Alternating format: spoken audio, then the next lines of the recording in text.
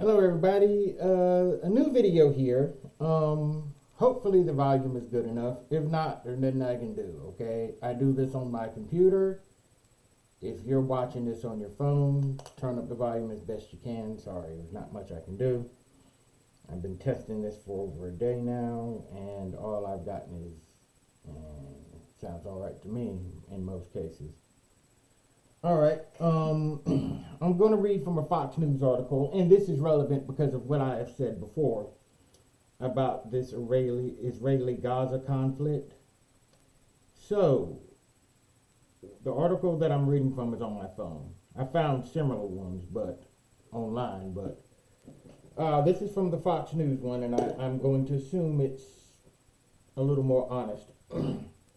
So, this article is entitled, More than a million Palestinians in Gaza are now displaced. Why are Arab countries not opening their doors? This is from one day ago. Experts say some Arab countries fear aid to Gazans could help Hamas terrorists. But you support the Hamas terrorists. Doesn't Egypt and all these countries? Okay. All right. In Jerusalem, at a summit of leaders from more than 50 Arab countries and Muslim states, held last weekend in Riyadh, Saudi Arabia, Israel's military response in Gaza following Hamas's October 7th massacre was fiercely condemned. But what was missing from the gathering's final statement was any immediate solution for the 2.3 million civilians of the Palestinian enclave, more than half of whom are now internally displaced after nearly 6 weeks of fighting. Boy, they're really counting every day, aren't they? While the final resolution called for an immediate end to the brutal Israeli aggression on Gaza and made offers of humanitarian and financial aid to the Palestinians, not one country came forward with a viable solution, even temporarily, for the 1.5 million civilians who, according to the latest UN figures, are now internally displaced in the southern section of the Strip, the Gaza Strip. As the death toll in Gaza rises, thousands of civilians continue to flee the conflict and head southward, where the Israeli military has said it is safer and where truckloads of food, water, and medicine arrive daily via the Rafah crossing in Egypt. The UN estimates 250,000 fled in the past week alone. Okay, yada, yada, yada, yada, yada. Some have questioned why nearby Arab countries who have provided temporary shelter in the past to civilians from other regional conflicts appear unwilling to even discuss sheltering the refugees from Gaza. Arab states have historically been divided with their regard to their stance on the Palestinian people and numerous other significant issues, says Ahid al-Hindi, what are these days? A senior fellow at the Center for Peace Communications told Fox News Digital. Center for Peace Communications? What? Another useless organization doing useless things. Although these states project solidarity with the Palestinian people, they hold divergent views on the most effective course of action. That's gobbledygook speak for they really don't want to do anything. Certain countries, including those in the Arab Gulf, Jordan, Morocco, and Egypt, advocate for a two-state solution, which they believe can be accomplished through diplomacy. Conversely, the Iranian Axis espouses the ideology of obliterating Israel and establishing a Palestinian state extending from the river to the sea. End quote. Al-Hindi said the primary reason why even the moderate states, most of which have diplomatic ties with Israel, have not taken practical steps to help the civilian population in Gaza is due to their aversion to Hamas and its goals. As a result, many Arab countries are concerned that aiding the Gazans could inadvertently benefit Hamas. Now, come on now. You've supported Hamas for years. Now all of a sudden you're like, oh, well, I don't know. We're not sure. Bullshit. let's see here, inadvertently benefit Hamas, given that the organization has ruled in Gaza for nearly a generation, which is true.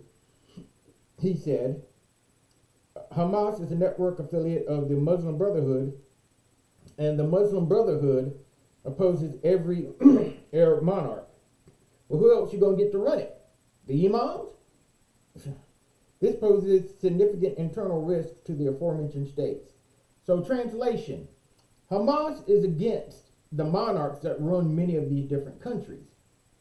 So, their belief is, well, if we take in civilians, somehow Hamas fighters are going to swoop in with all of these poor people and then start causing trouble in their countries. But you've supported Hamas for decades. You've supported Hezbollah, the PLO, all of these guys for decades, secretly sending them money so they can continue the fight with Israel. But you don't want to take any of them in. Hypocrisy much? Yes, I think hypocrisy a whole fucking lot. So, next. The ideologies of the Muslim Brotherhood advocate for the overthrow of Arab monarchies and the formation of a Sunni revolutionary Islamic republic. So it's all Sunnis, no Wahhabists than anybody else, I guess, which would resemble Iran but operate under the banner of Sunni jihadism, al-Hindi added. Since Hamas serves as an agent for Iran, okay, which in turn represents an additional danger to Arab monarchs. The majority of these nations are worried that their assistance to Gaza may fall into the clutches of Hamas.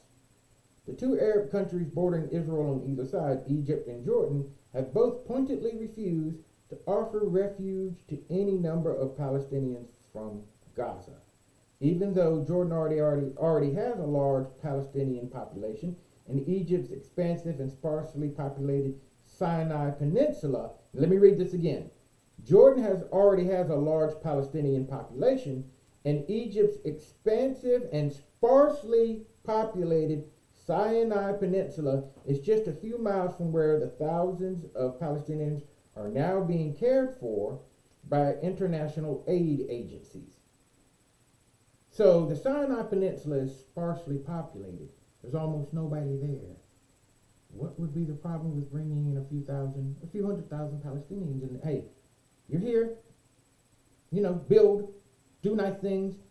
Hamas starts acting up, we kill you all.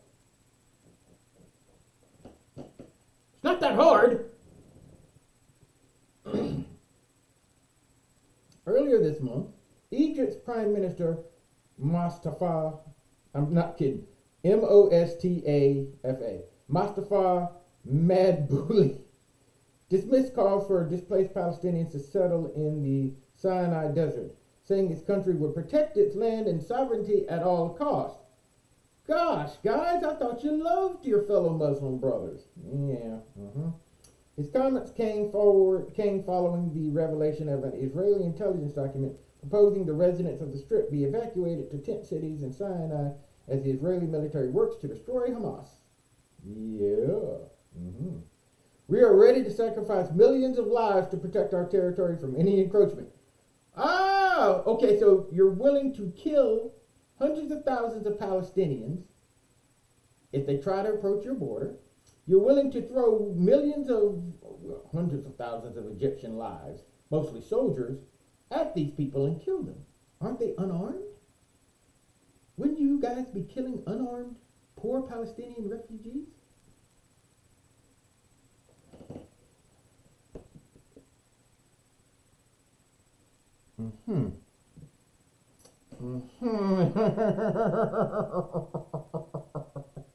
I told y'all, but nah, I don't know what I'm talking about. Yeah, let's see here. Malley said in a recent speech, advocating that a two-state solution between Israel and the Palestinians was the only comprehensive resolution that could guarantee regional peace. Okay. Washington should have made the humanitarian argument, says this guy. Helped fund a camp for Gaza refugees in Sinai and guaranteed their return after the end of the war. This would have convinced Egyptians to take them. Yeah, but that's none of our business. We shouldn't be involved, remember? Still, said Abdul Hussein, both Jordan and Egypt have their own domestic concerns driving their refusal to offer Palestinians refuge. Jordan is not an option, he said, adding that it does not border Gaza, and logistically it is not feasible to move hundreds of thousands of Gazans there. Egypt's resistance stems from President Abdel Fattah's el-Sisi views of Hamas, a Palestinian offshoot of the Muslim Brotherhood, which the Egyptian leader has been fighting since he came to power. Ooh. Transplanting Gazans with thousands of possible Hamas cadres or partisans into his Sinai, where he battled ISIS, might scare the Egyptians a bit, he explained. Hussein also pointed out that even if Egypt did want to take in the Gazan refugees, the country's financial instability made it impossible. Financial instability? What's going on in Egypt? Don't they have oil? Oh, whatever. Who cares? Who cares anymore? While these practical arguments presented by the two Arab countries are plausible, there's also a deeper ideological and emotional reason rooted in the region's history. Okay, so basically, here's the whole deal. The Egypt, Jordan, and all these other countries, they have made the claim to the Palestinians for decades now that the land belongs to the Palestinians, it belongs to Muslims. That would include Israel. If they take in the Palestinian refugees, that's like saying, well, we were kind of lying about that.